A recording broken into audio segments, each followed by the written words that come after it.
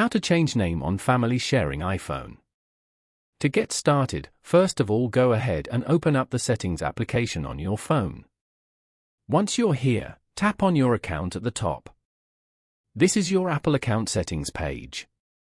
You can view and manage your personal information, sign in and security, payment and shipping, subscriptions and other account settings from here. Go to Personal Information at the top. You can view and edit your personal information from here.